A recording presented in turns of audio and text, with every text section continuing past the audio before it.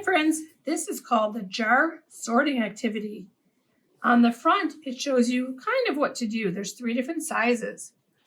But the funny thing is inside, here's a big jar and a large jar. They actually mean the same thing with 2 different words.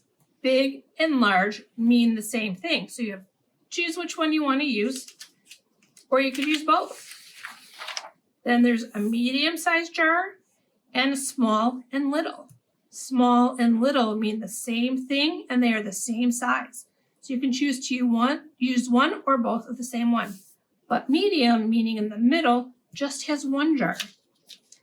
For this activity, you're going to cut out the pictures and decide which jar you want to put it into. For example, with the cookies, this one is the big or the large, here's the medium, and here's the small or the little. So you're going to just put them on top of the jars that match the size. You can glue them or make it a game and kind of mix it up and then decide later where you want to put them. Have fun with this game and take your time and just decide which of the large or big, medium or small or little. Have fun with it, friends. Bye.